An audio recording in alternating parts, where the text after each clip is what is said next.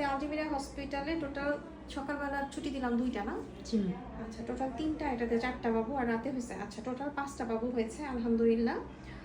এটাও ছেলে বাবু। বাবুর ওজন হচ্ছে 2 কেজি 700 না 600 গ্রাম। বাবুর বাড়ি কোথায়? ভুয়াপুর। আমি আসলে ভুলে যাই, এতগুলা হয়। আবার ওই যে আজকে মির্জাপুর গেলাম, একটার পর একটা সিনে থাকে, এত মনে থাকে না। তো যাই হোক আলহামদুলিল্লাহ, বাবুর মার কিন্তু পানি ভাঙছিল। পানি ভাঙলে আসলে ভয় পাওয়ার কিছু নাই। পানি ভাঙলে দেখা যায় বরঞ্চ বাবু আরও তাড়াতাড়ি হয়ে যায়। তবে বাবুর মার অনেক সাহস, কারণ কালকে মুভমেন্ট অনেক ভালো ছিল। কালকে আমি মিউকোনিয়াম পেয়েছিলাম, ওনাদেরকে বলেছিলাম যে 4-5 ঘন্টা দেখবো। তারপরে দেখা গেল যে না, বেবি মুভমেন্ট ভালো। তারপর বলেছে সারা রাত দেখতে পারবো না, আদারওয়াইজ সকালে সিজার করে ফেলতে হবে।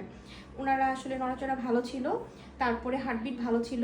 দেন ওনারা আসলে পেশেন্টই সাহস করে। কিছু কিছু ক্ষেত্রে কিন্তু পেশেন্টের সাহসের জন্য হলেও নর্মাল ডেলিভারি হয়ে যায়। পেশেন্ট এত সাহস করেছে আলহামদুলিল্লাহ, আমি নিজেও কিন্তু রাগ করলাম যে বাই চান্স যদি রুগীটা খারাপ হয়।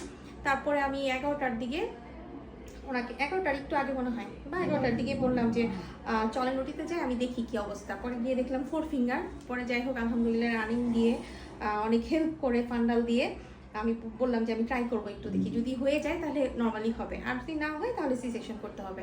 তো আলহামদুলিল্লাহ বাবু হয়েছে। মিকোনিয়াম ছিল, আসলে মোটামুটি ডিপ মিকোনিয়ামই ছিল, কিন্তু আল্লাহর অশেষ রহমত যে বাচ্চাটা ভালো আছে এবং কোনো সমস্যা হয়নি আলহামদুলিল্লাহ।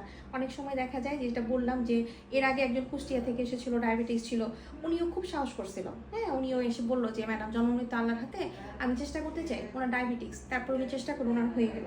এই যে এই আপু কিন্তু আমার মনে হয় এটার, এই বাবু নর্মাল ডেলিভারি হওয়ার পিছনে আমার কোনো সেরকম অবদান নাই, হালকা পাতলা অবদান আছে।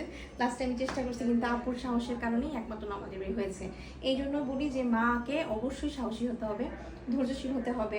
কারণ বাচ্চা পেটে উনার, উনি কিন্তু বারবার বলছিল যে আমার বাবু নড়াচড়া করতেছে, আমার পেটে নড়াচড়া করছে। এইটা আসলে মোস্ট ইম্পর্টেন্ট, যে বাচ্চার নড়াচড়াটা বোঝা বাচ্চার মাকে। বাচ্চার মা যদি নড়াচড়া বোঝে, তার মানে আসলেই বাবু ভালো আছে। তবে বাবু আসলেই টয়লেট করে দিয়েছিল। আল্লাহর রহমত না হলে দেখা যেত যে হয়তো কোনো প্রবলেম হতে পারতো। আল্লাহর অশেষ রহমত, কোনো প্রবলেম হয়নি। তো যাই হোক, কোনো কোনো ক্ষেত্রে রিস্ক নিয়ে ভালো কিছু হয়। তো সবাই দোয়া করবেন আমাদের জন্য, আর বাবুর জন্য অবশ্যই দোয়া করবেন যাতে বাবু ভালো থাকে। কারণ এত ধৈর্যশীল মার বাবু, ইনশাল্লাহ বাবু অনেক ভালো হবে। সবাই ভালো থাকবেন। আল্লাহ হাফেজ। আসসালামু আলাইকুম।